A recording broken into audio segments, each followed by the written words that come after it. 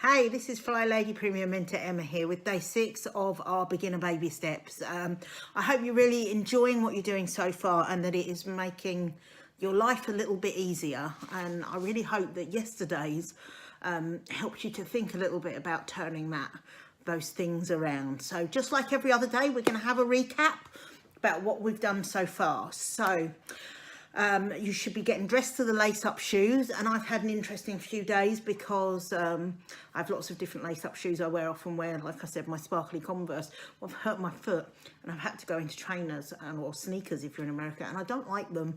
They don't go with the style of how I dress, and it kind of makes me sad. So I'm gonna have to find something else that supports my foot in the way that the sneakers do.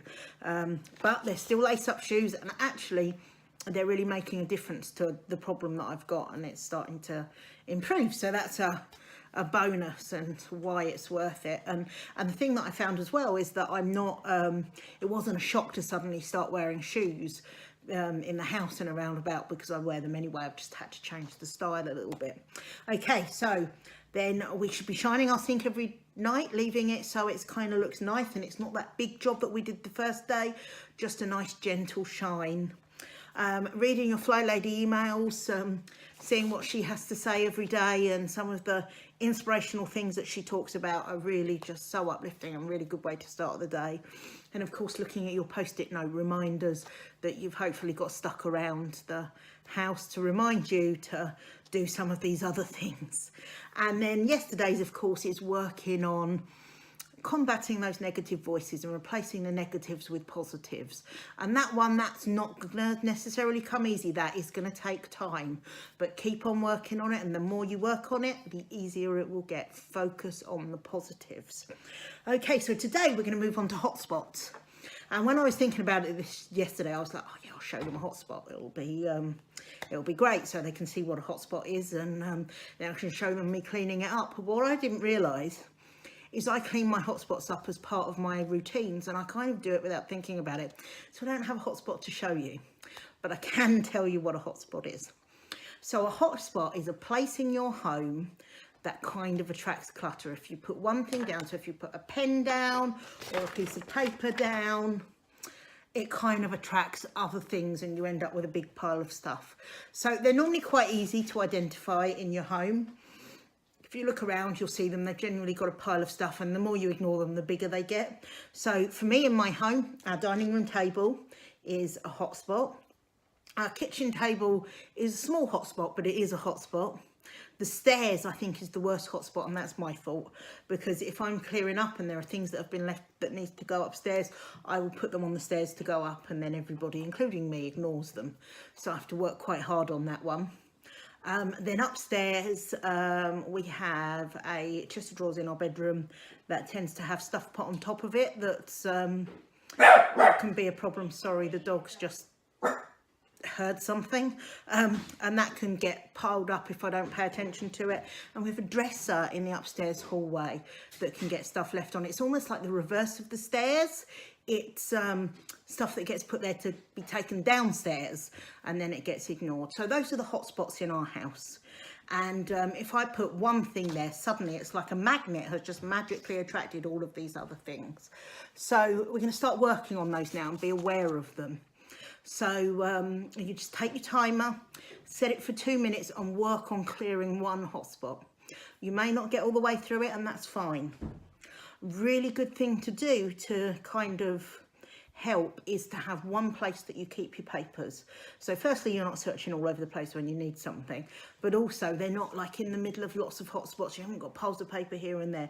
If you can have one place when you come to deal with paper clutter, actually that'll make life so much easier and more simple, which is the same thing as easier, but there we go. So to work on a hotspot, set your timer, go through your pile, relocate it. Sometimes it's trash. Sometimes it's just things that need to go in other places that haven't been put away. Whatever it is, you put that way. Just work on it for 2 minutes and then come back to it later. Now, you want to make these hotspots a regular thing that you deal with. So I can tell you when I deal with mine what works best for me. and you can decide how and when you would fit them in. So I generally do the upstairs one first, well, ones, I've got a couple of them, first thing in the morning.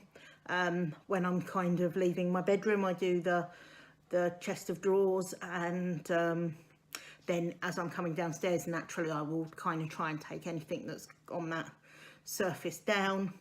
And in the evening, I do the same thing. If anything's kind of got taken upstairs and just put there, I'll deal with it at that point. And that's enough to keep the ones upstairs under control. The downstairs ones, I always find if I want to build a new routine or a habit, it really works to kind of fix that habit to something that I already do. So I don't forget to eat. You can tell. I don't forget to eat.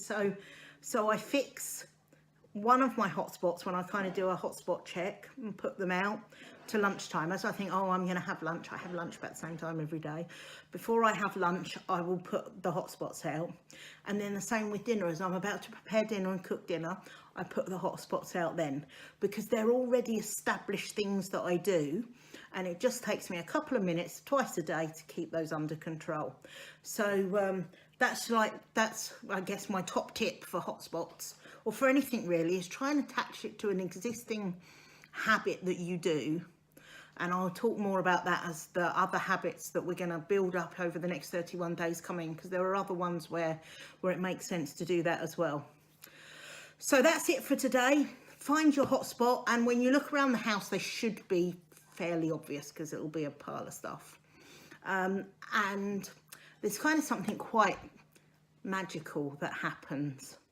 What I've found over the years is when I respect the hotspots, when I keep them clear, when I don't put things on them, everybody else kind of follows my lead, because I set the tone for this house. If I don't care and I'm leaving everything kind of all over the place, then everybody else will follow my lead. When I'm picking up and deal with the hotspots, everybody kind of follows that lead as well. And I don't have to nag or say anything. They just kind of fall into line. And that didn't happen in 5 minutes. I'm not saying clear your hotspots off and magically nobody will ever put anything on them again, because that's not true. But what I'm saying is, over time, as though people see you doing more, they will kind of fall into line and help.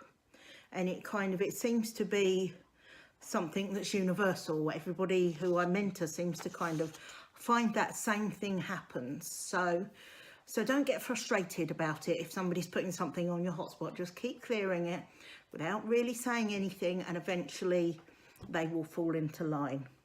So you have a great day. It's Saturday. If you're following these in January, it's Saturday, so it's family fun day. Go and have a great time with your kids or your other halves or whoever you choose to spend your free time with. And I will be back tomorrow with another baby step. Bye for now.